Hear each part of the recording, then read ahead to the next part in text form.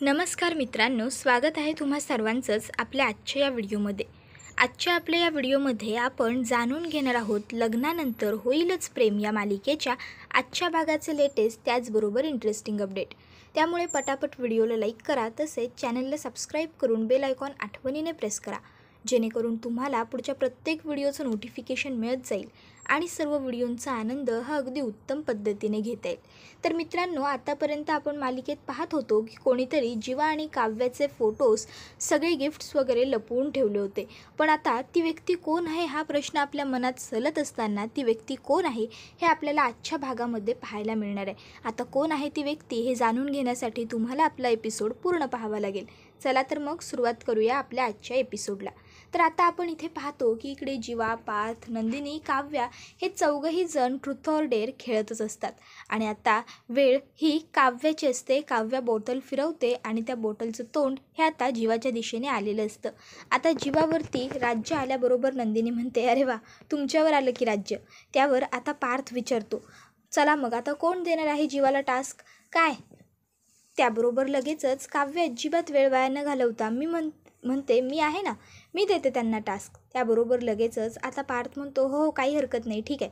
त्याबरोबर आता काव्या ही जीवाला बघते आणि विचारते, काय मग करणार, ट्रुथ की डेअर? त्यावर जीवा 2 सेकंद विचार करतो आणि म्हणतो, मी ट्रुथ. त्याबरोबर लगेचच काव्य म्हणते, अरे वा, गुड. त्याबरोबर जीवा म्हणतो, नाही नाही नको, मी डेअर. त्याबरोबर काव्य म्हणते, तरीही वाव, व्हेरी गुड. नाही, डेअर केलं तरी पण सगळं सोपं आहेच की. त्यानंतर आता लगेचच इकडे काव्या ही आत्ता जीवाला डेअर देणार असते. तर आता ती पार्थला म्हणत असते, पण पार्थ, यामध्ये तुम्हालासुद्धा सहभाग घ्यावा लागणार आहे. आता जीवाच्या डेअरमध्ये मी का सहभाग घ्यायचा असा प्रश्न पार्थला पडतो. तो विचारतो देखील, डेअर तर जीवाची आहे ना, मग माझा काय संबंध, मी काय करायचं आहे? त्याबरोबर लगेचच आता काव्या ही म्हणत असते, मगाशी डेअर तुमची होती, तरीसुद्धा मी तुमच्याबरोबर केला की नाही सहभाग, मग आता तुम्हालासुद्धा जीवाबरोबर करावा लागेल. पार्थ म्हणतो, बरं ठीक आहे, काय करायचं आहे, पंजा लढवायचं आहे का? ए पार्थ, जीवा ये रे पटकन चल. त्याबरोबर लगेचच आता काव्या म्हणते, नाही नाही पार्थ, पंजा नाही लढवायचं आहे. मग लगेच पार्थ म्हणतो, मग आता काय करायचं आहे? इथे काय तुम्ही आम्हा दोघांना लाठीकाठी वगैरे खेळायला सांगताय की काय? त्याबरोबर लगेच नंदिनी हसते आणि नंदिनी पार्थला म्हणत असते, पार्थ हो काही काय बोलताय, इथे ती तुम्हाला लाठीकाठी कसं खेळायला सांगेल बरं? त्याबरोबर लगेचच काव्या म्हणते, नाही हो पार्थ, लाठीकाठी वगैरे तुम्हाला इथे काही खेळायचं नाही आहे. त्याबरोबर लगेचच आता पार्थ म्हणत असतो, अहो मग नेमकं काय करायचं आहे आम्हा दोघांना ते किमान सांगा तरी. त्याबरोबर लगेचच आता इकडे नंदिनीसुद्धा म्हणायला लागते, अगं काव्या, हे बघ, तुझ्या मनात जे काही आहे ते स्पष्टपणे बोल ना, काय करायचं आहे त्या दोघांनाही सांग तरी व्यवस्थित. त्याबरोबर लगेचच काव्या म्हणते, सांगते, पण त्या अगोदर ती गोष्ट पूर्ण करण्यासाठी तुम्हा दोघांना देखील उठून उभं राहावं लागेल. आता उठून उभं राहावं लागेल असं म्हटल्याबरोबर पार्थ म्हणतो, ठीक आहे, काहीच प्रॉब्लेम नाही आहे, उठ रे जीवा उठ. आणि मग पार्थ उठून उभा राहतो. आता जीवासुद्धा उठून उभा राहिलेला असतो. आता दोघंही भाऊ उठल्याबरोबर काव्या ही त्या दोघांनाही म्हणत असते, पार्थ, जीवा, मी असं ऐकलं आहे की तुम्ही जिममध्ये वगैरे जाता, खूप छान बॉडी मेंटेन केली आहे, बॉडी बनवता.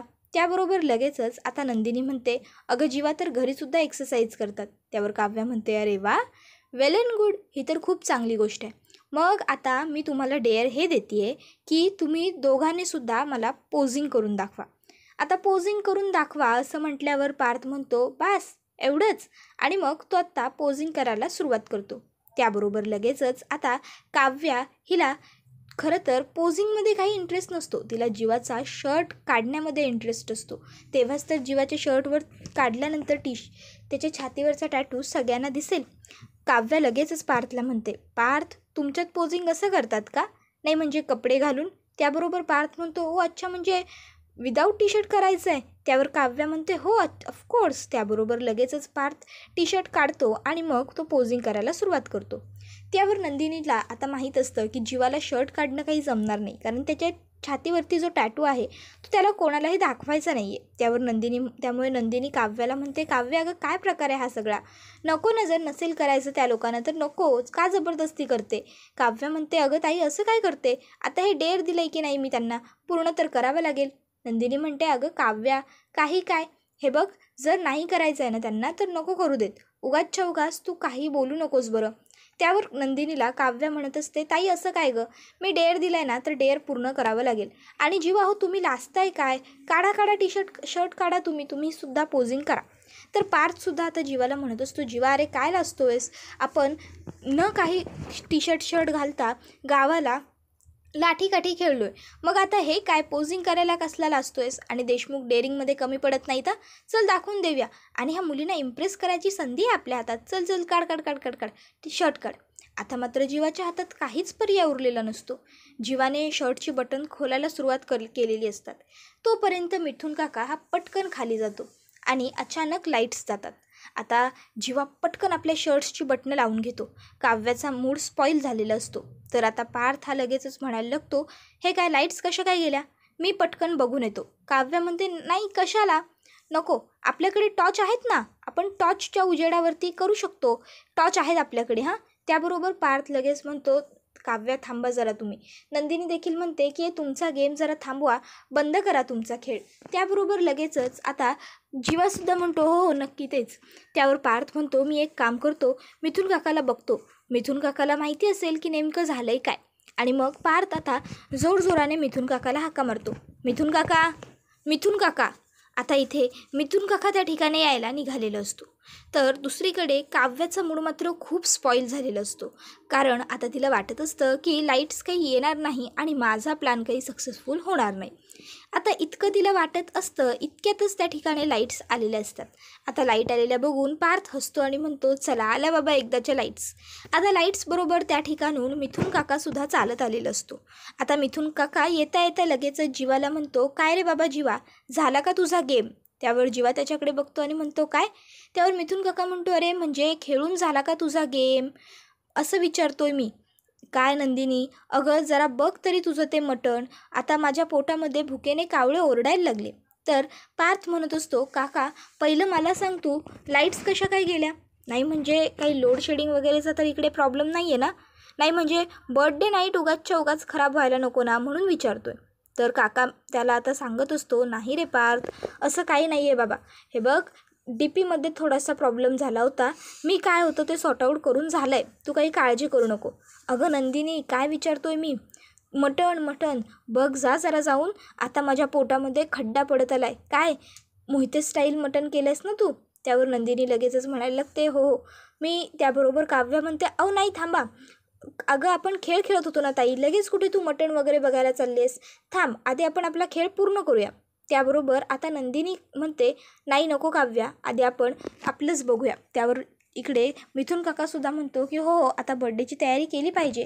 त्यावर आता पार्थसुद्धा काव्याला म्हणतो, काव्या तुमचा खेळ आपण नंतर खेळू, आधी आपण बर्थडेची तयारी करून घेऊ आणि मग बाकी काय ते करू. त्याबरोबर लगेचच मी मटण बघून आलो असं म्हणत पार्थ तिकडनं खाली जातो. लगेचच जीवा म्हणतो, मी सुद्धा जरा राऊंड मारून येतो, फेरफटका.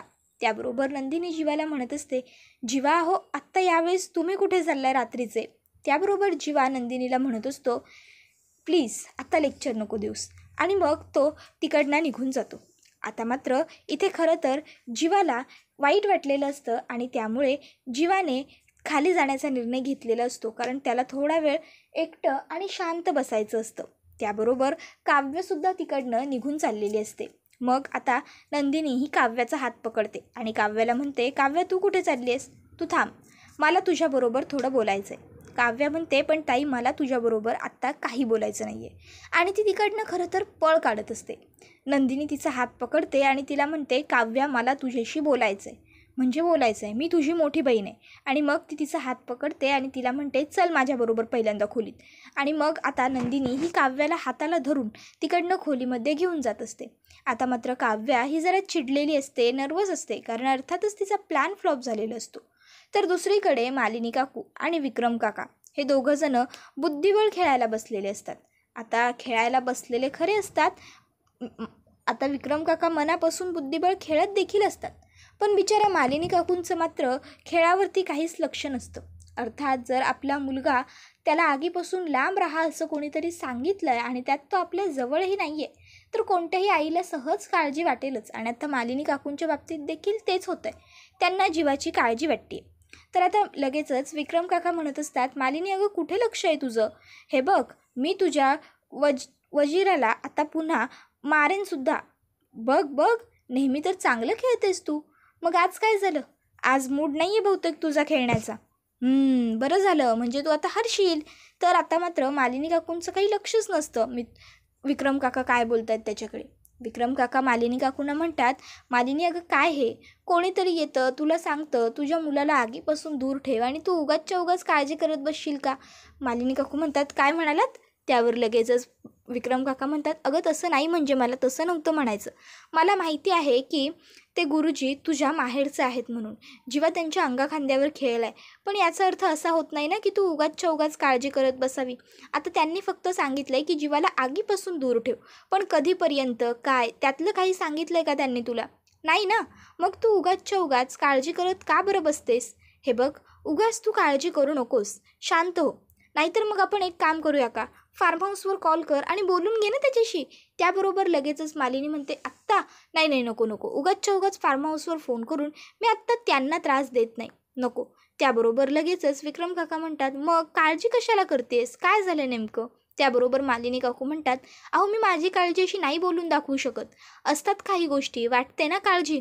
आता माझ्या मुलाला कोणीतरी आगीपासून लांब ठेव असं जर मला सांगितलं असेल तर असं का सांगितलं असेल याची काळजी मला नाही का वाटणार आई म्हणून? बोला ना. त्याबरोबर आता मात्र इकडे विक्रम काका म्हणतात, बरं ते सगळं सोड, आपण खेळूया.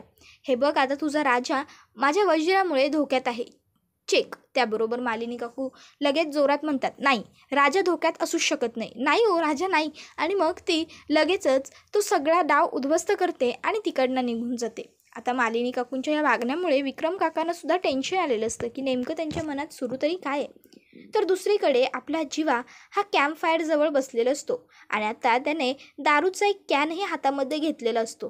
कॅन ओपन करतो आणि त्याला नंदिनीला दिलेले शब्द आठवतात. त्याने नंदिनीला वचन दिलं होतं की नंदिनी, आजच्या नंतर मी तुला प्रॉमिस करतो, खरंच प्रॉमिस करतो, मी पुन्हा कधीही दारूला हात लावणार नाही गं, मी नाही पिणार दारू. आणि त्यावेळेस नंदिनी नाराज असतानाही नंदिनीने जीवाला माफ केलं होतं. आता मग मात्र जीवा दारूचा कॅन तसाच पुन्हा ठेवून देतो आणि मग त्याला काव्याची आठवण यायला लागते. त्याला आठवत असतं की काव्याच्या मागे त्याने कविता लिहिली होती, काव्याच्या पाठीवरती फोटो ठेवून. काव्या म्हणत होती, अरे जीविका, काय करतेस गं तू, झालं की नाही तुझं? तुला काय माझी पाटण म्हणजे रायटिंग पॅड वाटते का? काय करत होतीस एवढा वेळ? त्यावर जीवा म्हणत असतो, प्रेमात पडल्यावर लोक काय करतात? त्यावर काव्या म्हणत असते, कविता. त्याबरोबर लगेचच आता इकडे जीवा म्हणत असतो, मग मी माझ्या जीवाराजसाठी कविता केली आहे. त्यावर लगेचच काव्या म्हणते, काय जीविका, कविता केली आहेस तू? बरं, काय कविता केली असते म्हणून तरी दाखव. मग जीवा काव्याला ती कविता बोलून दाखवतो आणि त्या कवितेमध्ये एक वाक्य असं असतं की जमिनीवर पाय राहण्यासाठी तुझ्या व्यतिरिक्त आयुष्यात कोणीच येणार नाही.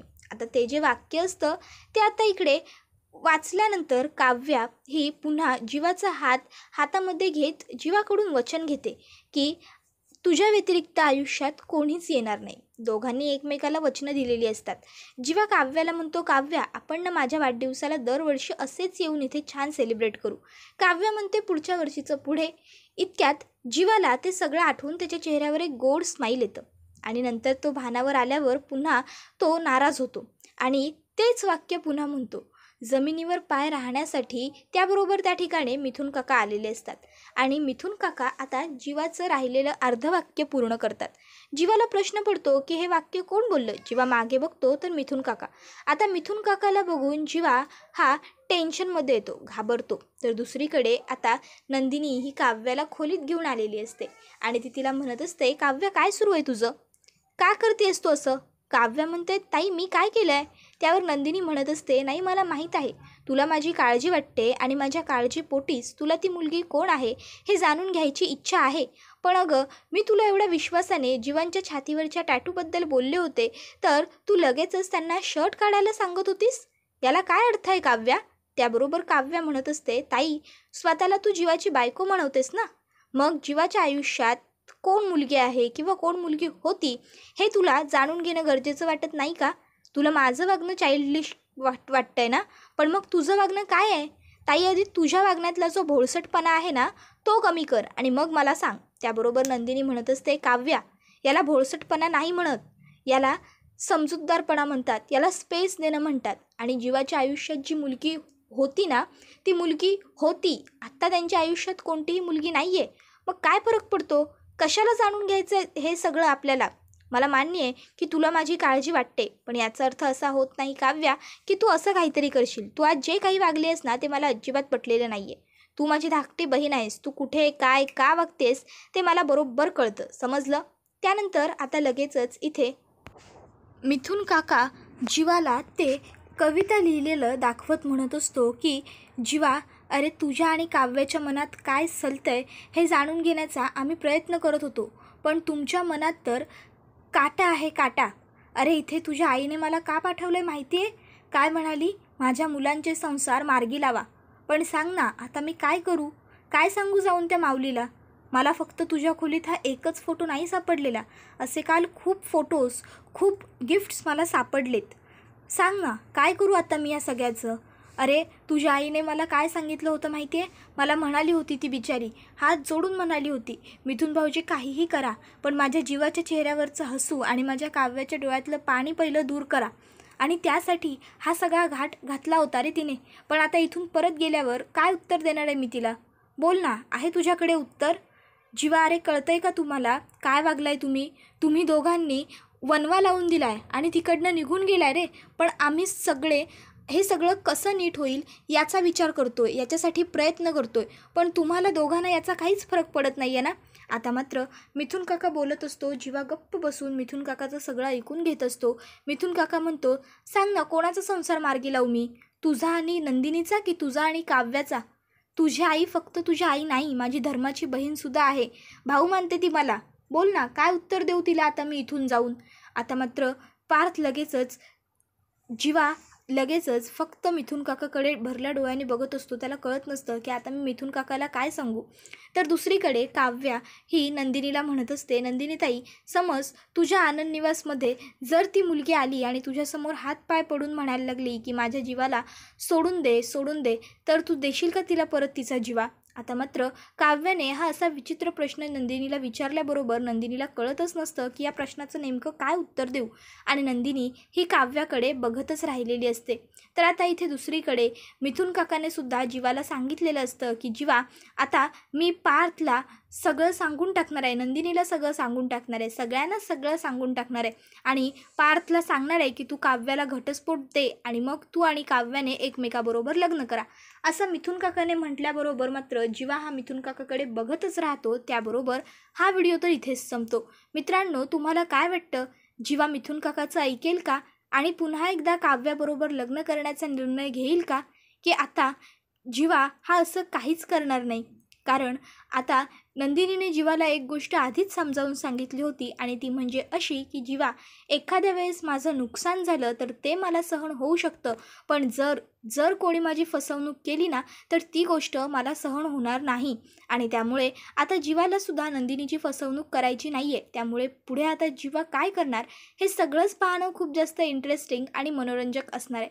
त्यामुळे हे सगळं पुढे काय घडणार काय नाही हे सगळं जाणून घेण्यासाठी आपल्या चॅनलला सबस्क्राईब करून ठेवा.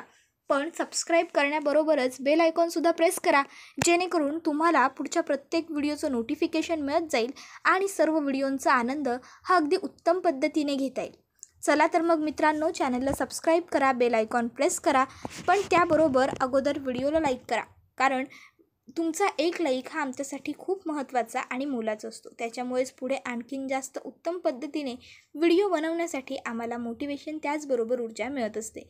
मित्रांनो, आपला हा व्हिडिओ तुमच्या जास्तीत जास्त कुटुंबियांबरोबर तसेच मित्रपरिवारांबरोबर सुद्धा नक्की शेअर करा, जेणेकरून त्यांनासुद्धा आपल्या अशाच उत्तम व्हिडिओंचा आनंद घेता आला पाहिजे. लग्नानंतर होईलच प्रेम ही मालिका तुम्हाला कशी वाटते ते देखील कमेंट करून सांगायला विसरू नका. त्याचबरोबर तुम्हाला कोणती जोडी आवडते, म्हणजेच नंदिनी आणि जीवा की पार्थ आणि काव्या, की तुम्हाला जुन्या जोड्या आवडायच्या, म्हणजेच पार्थ आणि नंदिनी आणि जीवा आणि काव्या, ते देखील कमेंट करून सांगायला विसरू नका. आत्ता हा व्हिडिओ तर इथेच संपतो. अजिबात वेळ वाया न घालवता इथेच थांबूया. पुढचा व्हिडिओ येईपर्यंत टाटा, बाय बाय, धन्यवाद. पण या व्हिडिओचा आनंद तोपर्यंत घेत राहा. Take care.